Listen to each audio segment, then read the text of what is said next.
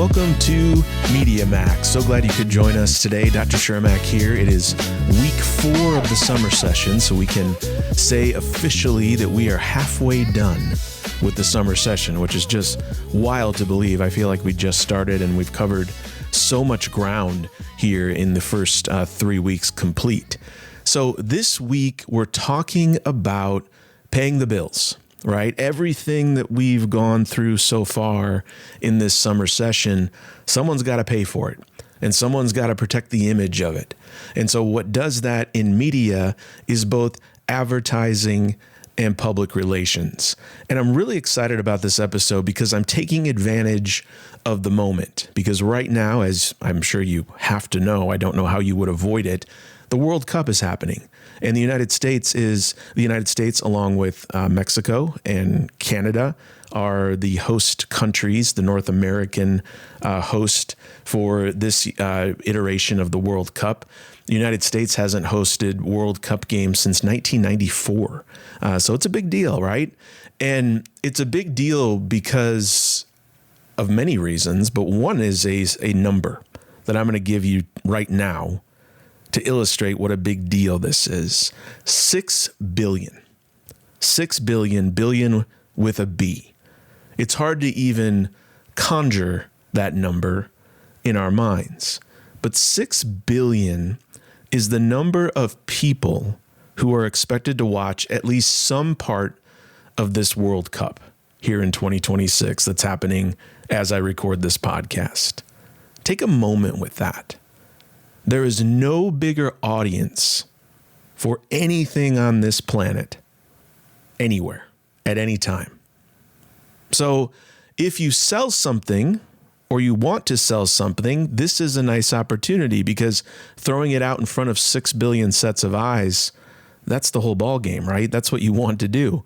So I'm using the World Cup to sort of navigate us through advertising, through public relations, through the things that our chapters are talking about this week. Full disclosure, not much of a soccer guy. All right, I'm not. I try. I watched a little bit of the game, the U.S. game yesterday as I'm recording this here on Friday, the 26th. And it was fun. It was cool. I'm a much bigger baseball and football fan, football Americano. All right. The oblong brown ball. But it's cool and I respect it. And I have a lot of friends who are soccer fans. And I think the phenomenon and the mega event nature of the World Cup is really cool. And it's particularly fun to look at the media that surrounds it. And that's what we're doing today. So in a way, we're kind of following the money. We're not following the ball here, right? Like we do when we watch soccer. Chapter 11 is about advertising this week. So any company that pays to get your attention and controls every element of that message, that's advertising. Chapter 12 is about public relations. And this is a trickier concept because good PR really isn't paid at all. It's what we call earned media. And it's the work that is being done right now, centered around the World Cup, where people are getting attention to brand, attention to image without just going out and buying the billboard. So the World Cup is such a rare opportunity to watch both of these phenomena in action at the same time on this massive, massive world stage. So I want you to listen to the episode, of course. And when you walk away from this, maybe take a different look at some of the messages you are seeing, even if you are not watching the games. For example, I was in Santa Monica this last week for an appointment and drove through downtown Santa Monica. And, Los Angeles, Inglewood to be specific, is hosting some matches, including the one last night with the U.S. And every bar, particularly some of the Irish and Scottish bars down there, decked out with soccer balls and banners and flags and everything. You cannot ignore that this is happening, right? So it's on everyone's radar, even if you are not a sports fan. So don't tune out when I mention sports to start off the episode because it has to do with everyone. let's go back a little bit and think about how we got here. All right. Because advertising has been incorporated in media for decades upon decades. And the goal has always been in advertising, it's always been reach. And that means reaching eyeballs, getting as many eyeballs on your ad as you could, and hoping that those folks care. All right. Billboards, magazine ads, you're paying to get an audience. And then you take your chances on whether that, what they call, converts to an actual purchase of the product, so on and so forth. So those old school, even though they're still used today, but those kind of old school methods, magazine ads, billboards, that sort of thing, everything changed with the internet. All right. Everything changed, like we've talked about already in this class, when the internet came along. A little fun tidbit of history. I already mentioned 1994 as the last time the U.S. hosted a World Cup match on its soil. 1994 was also the birth of the banner ad, the internet banner ad. Now, when I say banner ad, no one really gets excited and says, "Oh, I love those. Those are neat." Right? No one really gets excited about those. So this next number might blow your mind. The first banner ad was created by AT&T, 1994. They paid $30,000 to run it for 3 months. And at the time, they had a 44% conversion rate, meaning 44% of people who saw that banner ad clicked on it. That's an insane number. That's an insane number for any sort of advertising you can name, but particularly for a banner ad. Why? Because today, the average banner ad gets clicked about 0.5% of the time. We hate them. We're annoyed by them. 0.5%. So we went from 44% down to 0.5%, pretty much nothing. And that's kind of the whole story of what has happened to advertising in the past, say, 30 to 40 years. We've become very numb to it, right? So what advertising did instead is they stopped chasing crowds. They stopped kind of saying like, okay, we're just going to spray it out there and see who it hits. They got much more stealthy. They started chasing after you. They got into what's called targeted advertising. So instead of buying a billboard, let's say, these companies are following you across your phone, your laptop, all that digital exhaust that you're leaving behind. They're gobbling it up as data, and they're building a profile on you, and they're aiming those ads directly at you. Kind of a sniper approach, if you will. But lately, even that has hit a wall, because now we as internet consumers are becoming more aware of our privacy, right? We're using ad blockers. We're enacting privacy laws. You know, the cookies, we're saying no cookies, no thank you. I will not accept your cookies. And the only cookies I accept are ones with chocolate chip. Right now, the hottest thing out there in advertising is, of course, AI, artificial intelligence. Because what artificial intelligence can do is that they can take the data that they have and crank out ad after ad after ad targeted to different people. And we're drowning in it. We're drowning in it, in the cheap kind of AI-generated junk that we see everywhere where we navigate. So what works right now? Authenticity. Authenticity in advertising is really what's grabbing people, because so much of this feels fake and machine-made. The brands want us to feel human again, so we engage with their image, we engage with their message, and hopefully we buy their products. Companies are digging in and spending good money trying to make an authentic experience. So advertising has been chasing the same thing for your entire life, your attention, right? But right now it's changing depending on how close you're willing to let them get to you. let's talk about this in terms of the World Cup, because all the things that I've described to you in a more general sense are very evident through the World Cup. Let's talk a little bit about sponsorship and advertising, because those are they're in the same arena, but they're really two different purchases for the league. So sponsorship in terms of the World Cup, companies pay FIFA, that's the organization that runs the World Cup, an official fee for them to call themselves an official partner of the World Cup. I tried to get MediaMac as the official media podcast of the World Cup, but I couldn't quite come up with the money. You'll see why. And this allows you to stamp the World Cup logo on your products. That's a big deal, right? That's a really big deal. Advertising is different in the sense that, you buy commercial time during the broadcast and you run your own ad, right?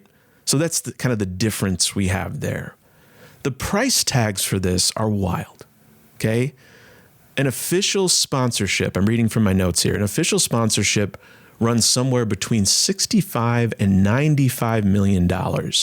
And the biggest global partners involved with FIFA and the World Cup, some of them pay up to $200 million for multi-year deals. When you're watching the game and you see a commercial during a match, know that that commercial per run costs about $1 million. If you're watching the game here in America, you could be watching on Telemundo, but you're likely watching on Fox. And Fox paid $485 million just for the English language rights here in America. So all those ads you see, that's all part of these numbers, right? Something interesting that has happened with this World Cup is that FIFA has mandated what they're calling hydration breaks out of concern for the heat that has been present at matches during the summer in North America.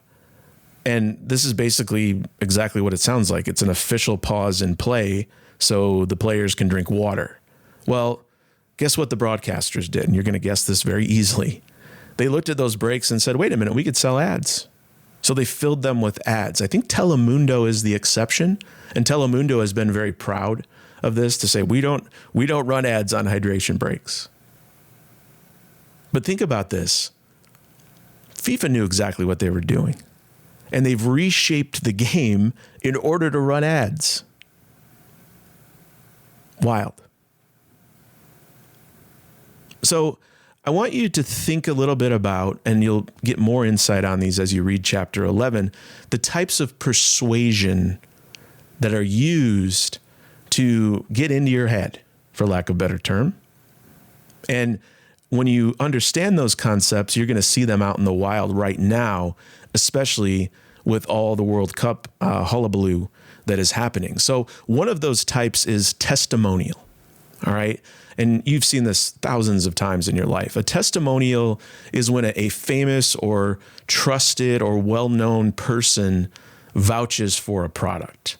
So right now, for example, Visa has a campaign called Tapped In, and they're using the actor Jason Sudeikis. Jason Sudeikis, if you don't know, plays Ted Lasso, who is the subject of a series on Apple, and he is a soccer coach. It's one of my favorite shows, honestly. I recommend it if you haven't seen it. And Sudeikis is standing shoulder to shoulder with soccer stars in these ads.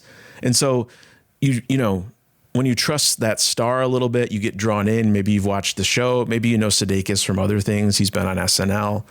The idea is that you're going to trust the card a little bit more. Or maybe you know the players he's there with. You're going to trust that card a little bit more because you associate them. That's the whole principle behind a testimonial. The other principle at play is called the association principle. And that's when you take a product and you just kind of push it onto something that people already love. So the good feeling associated with whatever that thing is associates to the product. Current example, Lay's. They're running a campaign right now called No Lays, No Game. And they have Lionel Messi and David Beckham, who, if you don't know, are huge historical figures in soccer.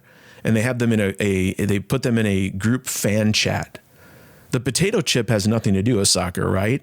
But when you set it next to these guys and you have the roar of the match and all the positive action of soccer, suddenly potato chips become associated with it, right? That's the hope. So, having worked in radio myself,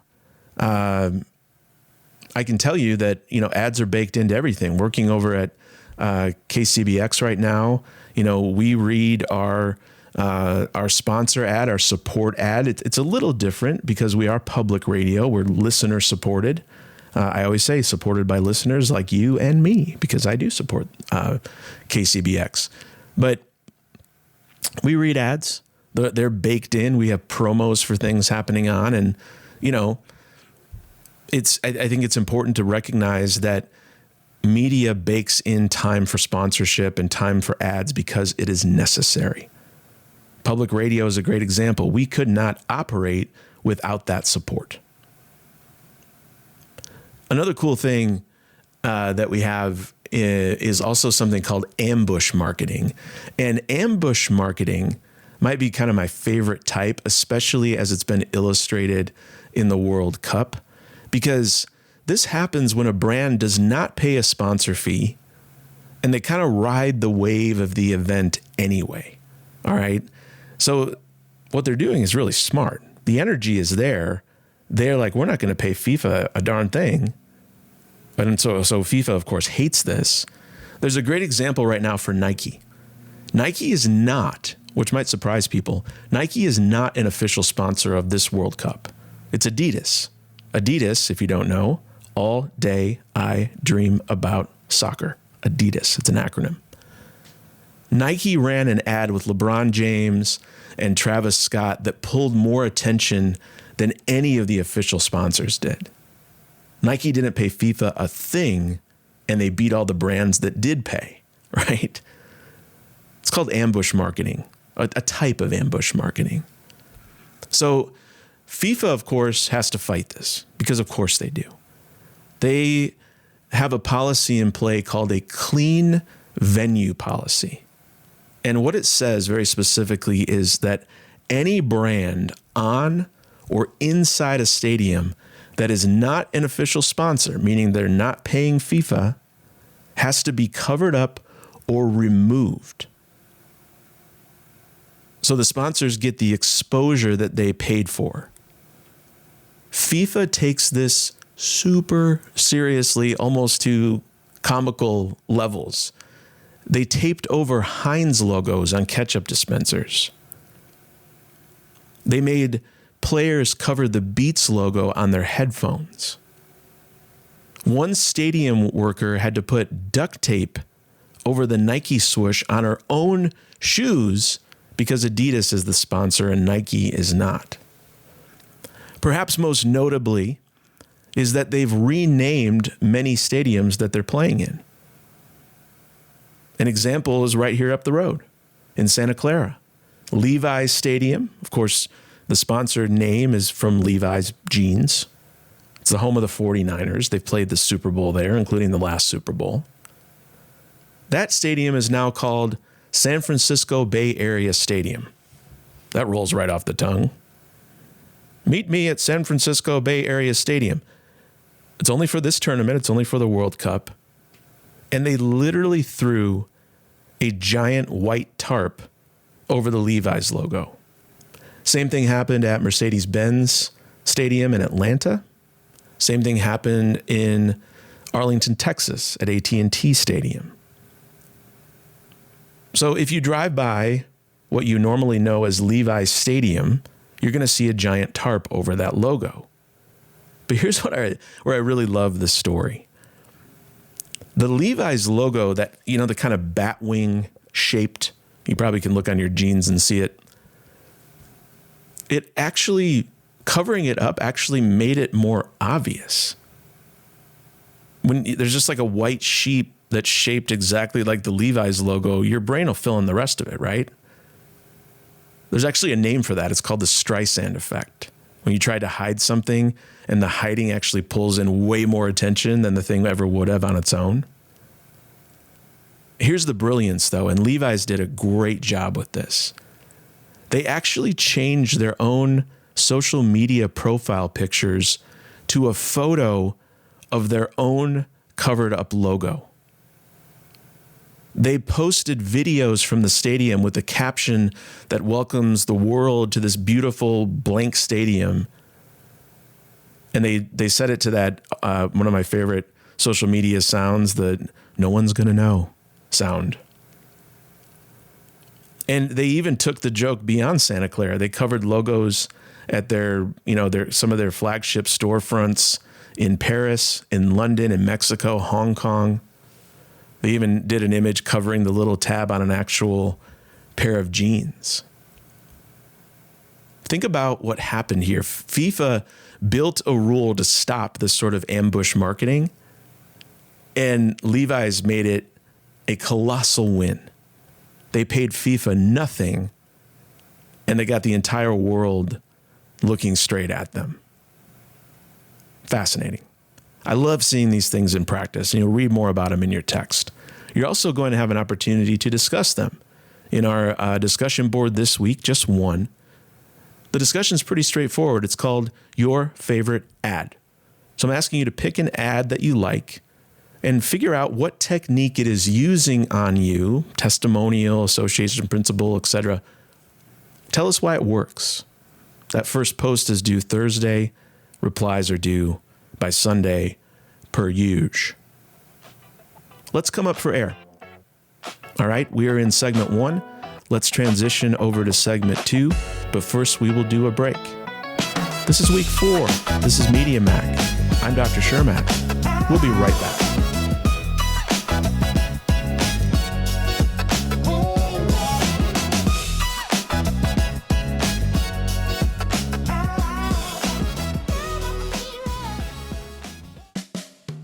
Stay connected to your campus. The Questonian has been Cuesta College's trusted news source since 1966. From breaking news to campus life, we cover the stories that matter to you. Follow us at The Questonian on Instagram, Facebook, and TikTok, or visit questonian.com.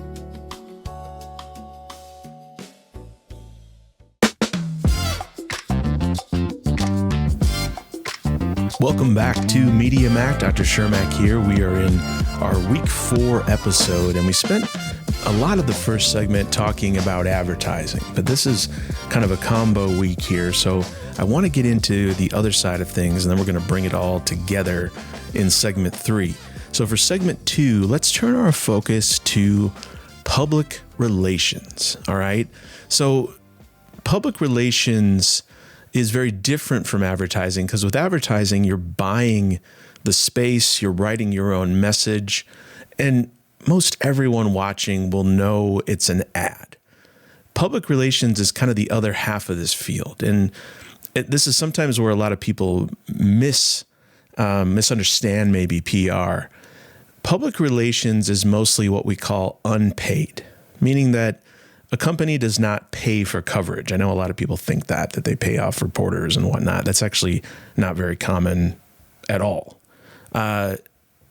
This is where a brand or a company needs to work to earn the trust, earn the story of, or earn the acceptance of the story from their audience. So the textbook calls this earned media or unpaid media. It's an important distinction to take away from this week.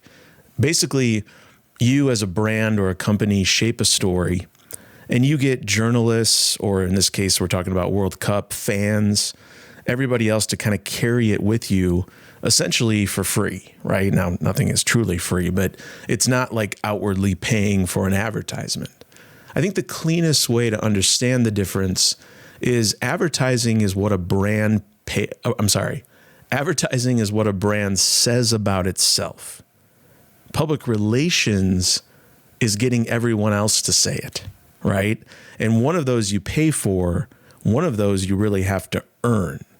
So whenever you hear the term public relations, I want you to think about reputation, because it's the work of managing how people feel about a company or a brand, and they're doing it without buying that, right? So your textbook's going to get in more detail with the origins here, but I just want to mention that the public relations field as a history is super interesting, and I know many people are interested in it as a career. Modern public relations was basically invented in the early 1900s. There was a man named Ivy Lee who created what we now call the press release.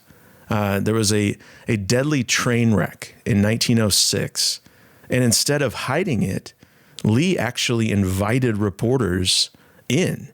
He gave them the facts first, and he let the railroad be the source of their story about the accident. And he was basically banking on the fact that if you are the one feeding the press, you get to shape what they print. Kind of brilliant, right? The man they call the father of public relations is Edward Bernays, and he's a fascinating dude. Bernays was actually the nephew of Sigmund Freud. So if you ever wondered the psychology of public relations, there's a direct tie, right? You have one of the father of PR is the nephew of the guy who founded psychoanalysis. So all those ideas from his uncle about, the hidden kind of unconscious part of the mind, helping us and shaping our behaviors, he took those straight to shaping public opinion, selling products, so on and so forth. He even wrote a book about it that's called Propaganda, right? Which in many ways, that's PR. I think his most famous job in PR tells you a lot about how it works. In 1929, tobacco companies wanted women to smoke in public, which at the time as a social norm was totally taboo. So they hired Bernays. And Bernays didn't come out and make an ad. Instead, he staged a moment. He got a group of kind of fashionable, hip young women to light up cigarettes while walking in the New York City Easter parade. And he tipped off the press and said, hey, if you want to see something, they're going to be out there lighting what he called the torches of freedom. All right, cigarettes, torches of freedom. The newspapers ate it up, and they ran it as news because in many ways, I'd say it was news. And that really is the heart of public relations. You don't buy the message. You build something, create something that the press simply cannot resist, and you let them carry it for you for free. Now, I want to be really careful because some of that definition makes journalists sound like total suckers, and we are not, right? Well, some can be, but it's important to know that there is sort of a yin and yang relationship between journalists and public relations. And a lot of times, and I know folks like this, like if you're a journalist who moves over and works in public relations, people on the journalism side will say, oh, you moved to the dark side. Well, guess what? People on public relations say the same thing when it goes the other way. But at the same time, we need each other. We really do. And it's important if you are covering a certain beat, working in a particular area, to have a good relationship with the folks who are doing PR. Sometimes it's called media relations. I will say I did media relations for a while. I went to that quote unquote dark side. I will always say that I am a journalist because I am, but the other side of it can be tempting. There's a little more stability there, right? Probably better salary there, quite frankly. And you get to do a lot of things that are journalism adjacent. Now, having said that, what do PR people do? Well, they do a lot of different things. They write press releases, of course. They pitch reporters to run stories about their clients. So they call them up or shoot them an email and send out information. They handle publicity. They manage a company or organization's reputation. And of course, when something blows up, they run crisis communication. And that's kind of the cleanup crew, if you will, when, your image is on fire. So the whole next segment, actually, we're going to talk about crisis communication because it's a good sort of tie together for both advertising and PR. So one thing to keep in mind that I think is really fascinating, we talk about this yin and yang relationship. Journalism and the number of journalists has shrunk, especially when you compare it to the number of public relations practitioners over the last several years. Here's some data. Today, there are roughly 6 PR people for every working journalist in this country. 6 to 1 today. Back in 2008, not all that long ago, I know some of you weren't alive, but it wasn't that long ago, that number was 3 to 1. So the number of people working in PR compared to journalists has doubled. I want you to think about what that does to the news you receive. The news you're getting very likely comes from a reporter who is stretched thin. They're being asked to do more with less, more than at any point probably in the history of journalism. They're buried in pitches. And then on the other side of that, you've got 6 PR people for every one of those journalists who are all being paid to make their client or their brand or whatever look good. So a number of stories that you see started as a press release or a call from someone in PR that is designed to make them look good. Really think about this. Yes, journalists need to do their job and need to report objectively and push hard, even on a pitch from a PR person. But when you have 6 people pushing the message for every one person who is fact-checking it, you really can't take the news in a lot of these situations just sitting down at face value. You should read everything a little harder. And it's one of the things we've been talking about this entire summer is that job for all of us right now to look at news with a little bit more critical eye. We've been talking about who makes it, who reports it, what are their motivations. The public relations element plays another part. Our backbone this week is the World Cup, and I want to talk about something going on with the brand right now with the World Cup. Coca-Cola, all right? Coca-Cola. I'm a big Diet Coke fan, may have a slight problem, all right? Coca-Cola, of course, has been a big sponsor of everything worldwide. Arguably one of the most recognizable brands on this planet, I would say. And they're telling a story about themselves in relation to the World Cup. They're talking about how they first showed up at the World Cup in 1950, and they just had a few signs at the edge of the field, and they're sharing the story of how they've been there really ever since. And they're using the internet, they're using social media to show that they've created this out of these little tiny human moments, right?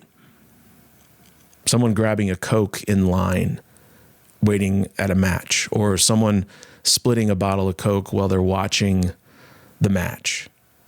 They're selling this feeling of belonging all over a brand. And they're doing it across multiple channels. For one, they're running a huge paid ad campaign right now called Feel It All. And this features 3 TV films, they're calling it, that are built around the emotions of the tournament. They paid to put that in front of you. That is advertisement. The other thing they're doing is they're telling this story that goes back to 1950 on their own website, on their own social media accounts, through its own press releases. So that's their channels, their own words, no bill from the outside, no pay involved. That's called owned media. That's a term from the textbook. The other way they're doing it is hoping, right, because of all the things I just mentioned, that when a sports writer or a fan talks about belonging, that someone might think about Coke. That's what we call earned media. It's free. It's the most trusted of the three of these. And that's because it feels authentic.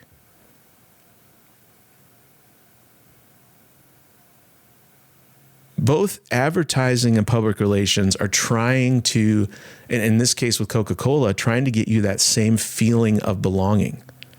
You only tell them apart because of who paid, right?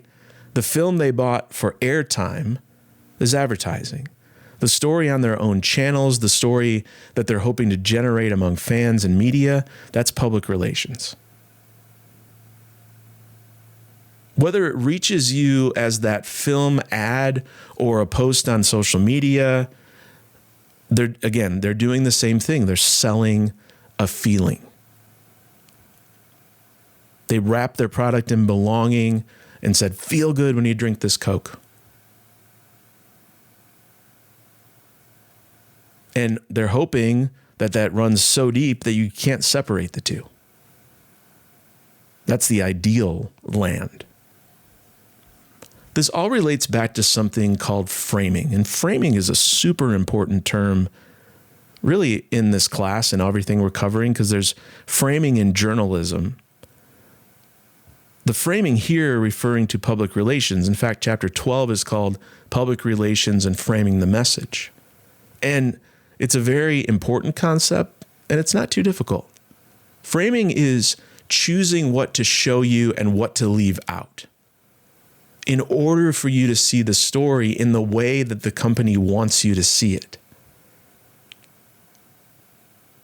Everything Coca-Cola is telling you is true, right? But they're just choosing what truths you see. Yes, you're sharing a bottle of Coke with friends. They don't tell you about the amount of sugar in Coca-Cola that's decaying your teeth. They don't tell you about the plastic bottles that are being thrown in the ocean from Coca-Cola bottles. They don't go with you to the dentist to get those teeth fixed, right? Those are all realities too. Coke's not talking about that. Why would they? They're trying to get you to drink the product. That stays outside of the frame. And that's really the entire game in public relations and in some way advertising is framing. They decide what you get to look at, and you decide how you feel based only on what they let you see. And once you could spot that framing, it's hard to unsee it. It's really interesting. Your textbook will get into that more as well. I want you to think about Coca-Cola's image of belonging in relation to this tournament, because for segment 3, we're going to think about that image and what happens when it turns into a weapon being used against someone. All right? We'll talk about that in segment 3. For right now, let's take a quick break. You're listening to Media Mac. I'm Dr. Shermak. We'll be right back.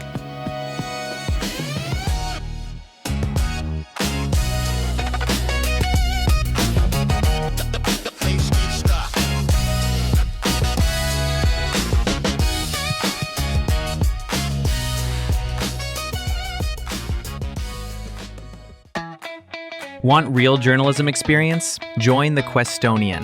Build your portfolio, develop professional skills, and tell the stories that matter to our campus. Enroll in JOUR 202 or 203 for 4 credits. Questions? Email thequestonian@questa.edu. The Questonian. Your story starts here.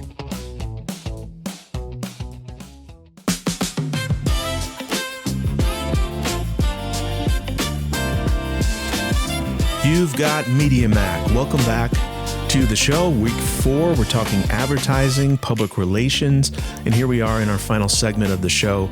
Let's land this plane. So in the first 2 segments, we've been talking about kind of the happy place, glittery, glamorous world of advertising and public relations. And they're going to want you to think very good things about the products and the people and the brands that they are advertising for, that they are pushing in public relations. And companies obviously spend millions and millions of dollars on this, right? And one thing they can't stop is reality, right? Because when you have 6 billion people tuning in and you have hundreds of thousands of people showing up to go to games, reality is going to rise to the surface, okay? And there's been a few cracks in this sort of glorious, exciting, celebratory picture that FIFA and its brands, associated brands, want you to see. I want to talk through some of those and how they are an example of advertising, dancing with public relations, and some of the work that people in this area are hired to do to make fixes. There's an interesting term that is out there, that has been out there for years. It's called sports washing. Sports washing. And sports washing is when a company, or in this case, a country, is using these good feelings around a big sporting event to cover up something it would rather you not think about. So you hitch your wagon to the joy of the World Cup, and the hope is that you forget about other things that aren't there. We just talked about Coca-Cola, right? Huge sponsor, running this massive campaign in both advertising and public relations. There's a group called Kick Big Soda Out. It's run by a public health group called named Vital Strategies. And it's asking FIFA to drop Coca-Cola as a sponsor by the year 2030.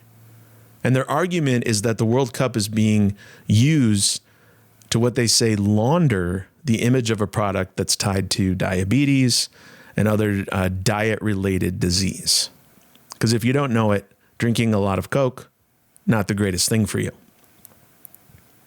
They even go as far as comparing it to the way cigarette companies got pushed out of sports many years ago. You used to go to games, there'd be Marlboro ads up and everything. That's no longer the case. So if you look at what's happening, this image that Coca-Cola has spent so much time and money, those, 75 years or so of this relationship with FIFA, is being attacked. And that polished image that you love is sort of becoming the weapon being used against you. It's saying, oh man, these two things are way too close to one another. Soccer and Coca-Cola, they don't mix, right? It's kind of interesting how that can work. There's also the realities of money, right? That we can't ignore, we can't shake. And I will tell you that people going to these games definitely can't ignore the impact of money. FIFA is using, or has used, or is using, I should say, what they call dynamic pricing for the games. Now, you've experienced this most likely already.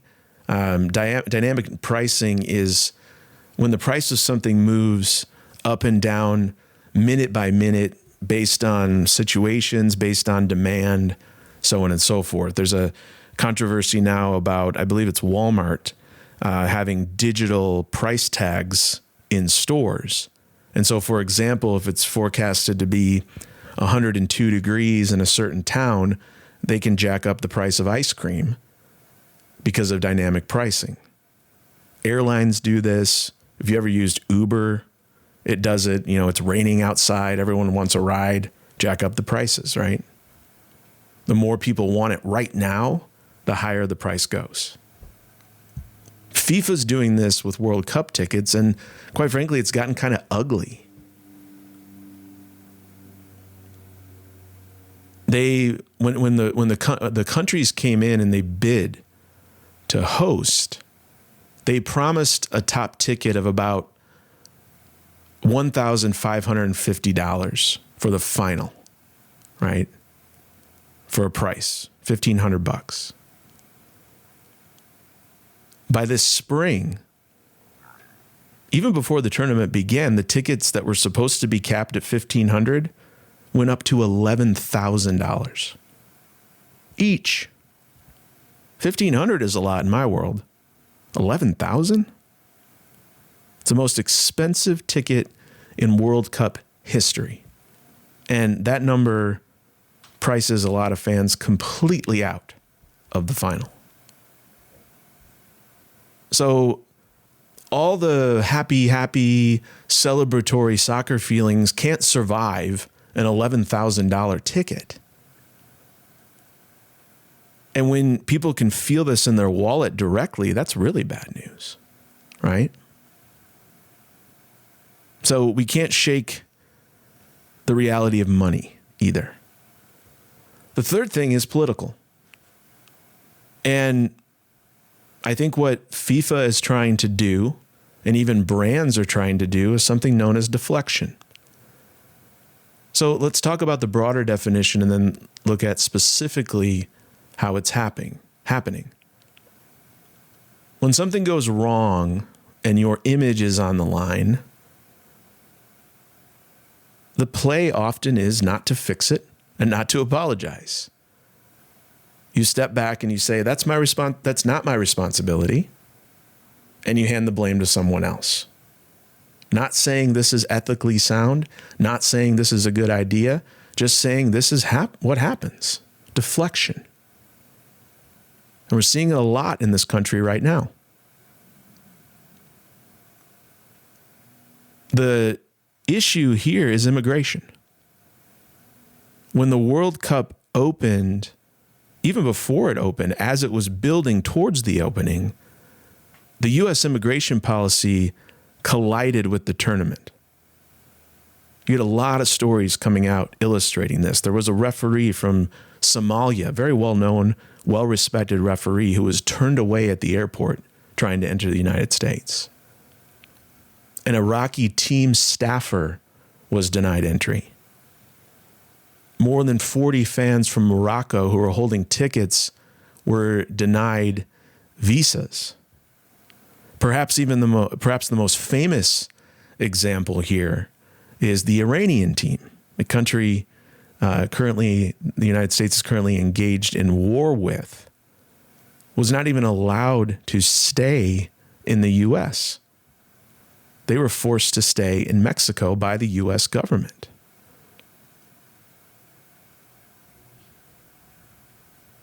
This is sports washing, because when reporters pressed FIFA on, and some deflection too, when reporters pressed FIFA on this, they said, we're not involved with that.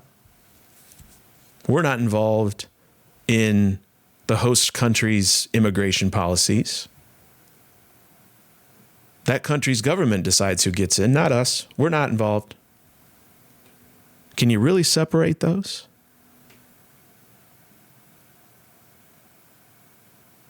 FIFA kind of surrenders, in my opinion, here. They didn't push back on the government of the United States saying, no, the Iranian team needs to stay several hours away from its venue where they're playing. We don't want them in the United States.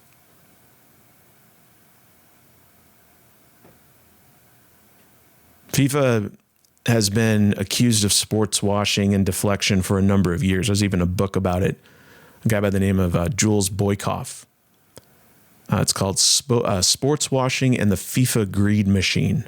I will say I've only read some excerpts. I have not read the whole thing, but it might be an interesting read. I talked about some political issues here because I firmly believe that you can't really separate sports and politics. It's not how it works, and it's never how it works. People want to do it all the time, and I get it, man. I love relaxing, watching a ball game, and not thinking about the rest of the world. But every time they play the national anthem, every time they honor a veteran at the ballpark, those sort of things, that's political. May not be meant to be, but it's political. So I can't teach about a chapter called Framing the Message and then skip all these messages that make people uncomfortable, right? This framing that FIFA is trying to do, including awarding the president of one of the host countries a FIFA Peace Prize. These things show up when the stakes are the highest. And this World Cup only happens every 4 years. It's FIFA's biggest moment. And it's all happening right in front of us right now. So, as we start to wind things down today, I wanted to go over some of the things we're seeing in our world right now so you can pay attention to them a little bit differently, especially after you read chapters 11 and 12. Advertising pays for your attention.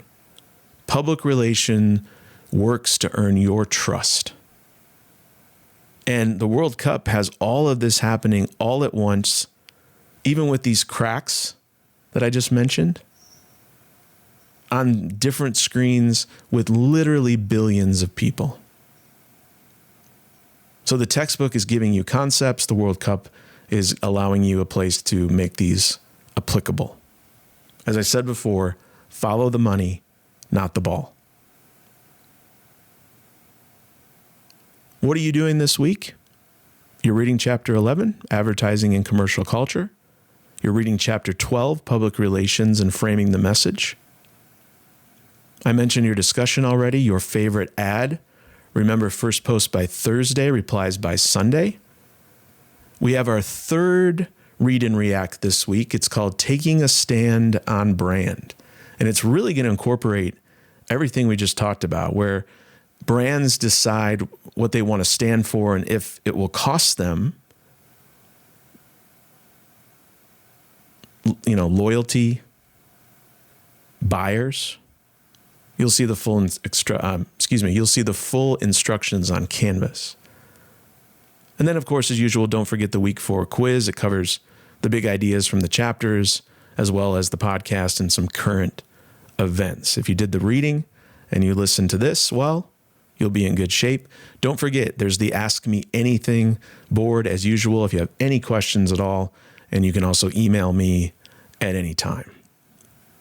I thank you so much for joining me here on the Week 4 episode. Enjoy the World Cup. Maybe you have a little bit different perspective now on how to watch it. And if you have questions, reach out. This has been Media Mac. I'm Dr. Shermak. Take care of yourself and those around you. So long, everybody.